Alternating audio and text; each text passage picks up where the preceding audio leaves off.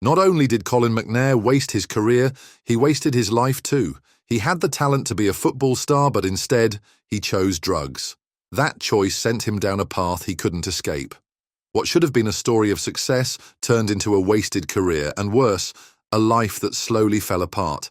He lost everything: his dreams, his future, even a place to call home. In the end, he was left with nothing, homeless and forgotten. A sad ending to a story that could have been so much more. At the start of his career, he had the world at his feet. He was living every young footballer's dream, playing at the top level in Scotland. But one bad choice changed everything. He was introduced to drugs, and from that moment, his life took a downward spiral. At first, it didn't seem like a big deal. Just a little here and there, something to take the edge off. But before he knew it, that small escape turned into something much bigger. Addiction crept in quietly, then took over completely. And once it did, there was no stopping it. Everything he had worked for started to fall apart. His football career, the thing he had spent years chasing, was the first to go. Then his home, his relationships, as well as his self-respect. For the next 25 years, he went back and forth between prison and the streets of Glasgow, struggling to survive. When he wasn't locked up, he was out there, homeless, desperate, begging for money just to make it through another day.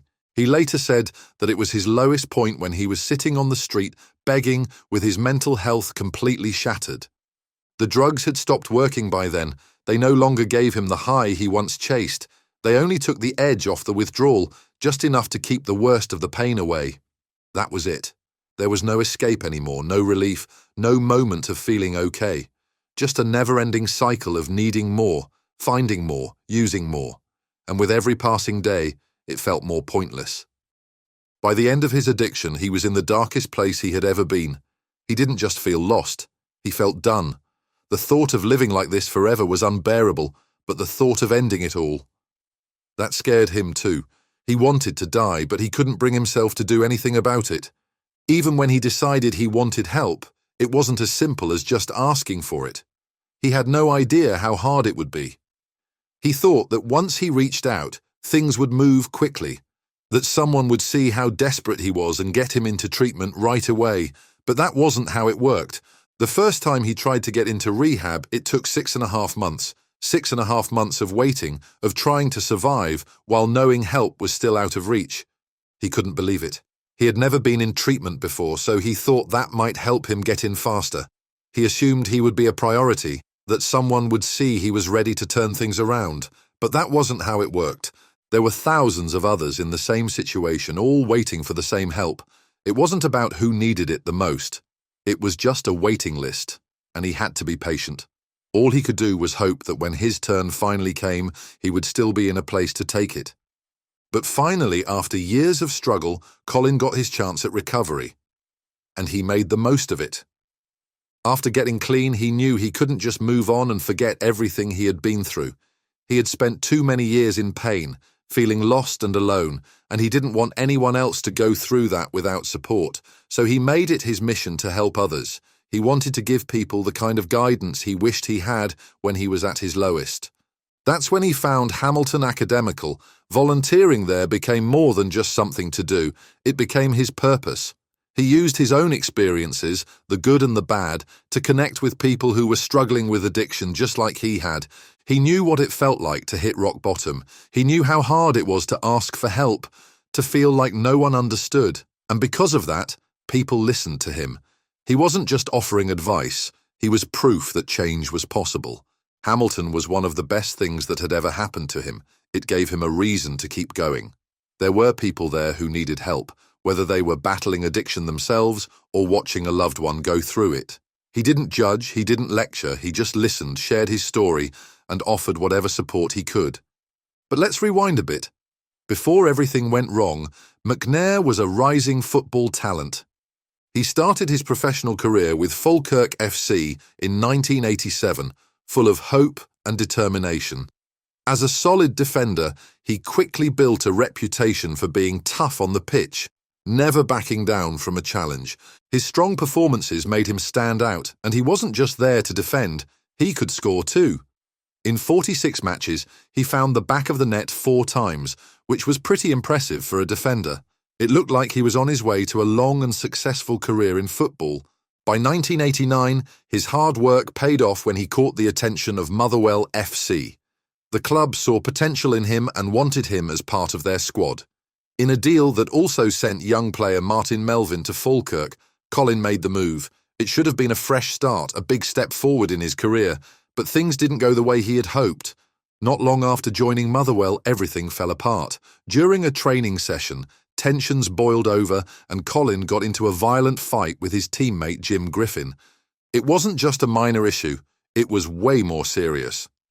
The incident was so bad that Motherwell manager Tommy McLean didn't hesitate.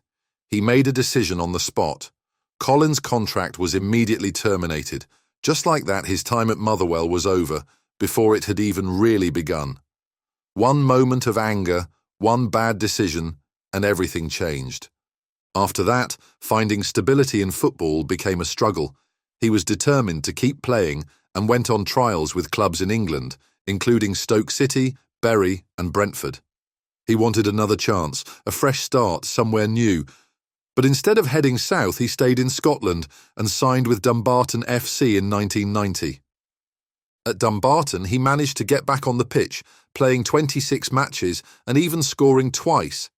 But something was different. His off-field struggles were starting to catch up with him. Football had always been his escape, the thing that gave him purpose, but now even that wasn't enough to keep him on track. By 1992, his professional career was over. The sport that had once given him so much was no longer there for him. And without football, without that structure and purpose, things really started to fall apart. His life began to spiral, and soon everything came crashing down. His story is one of tragedy, but also one of redemption. He wasted his career, and for years, he wasted his life too. But he found a way back. Today, he is using his past to help others. He knows he can't change what happened, but he hopes his story can stop young players from making the same mistakes.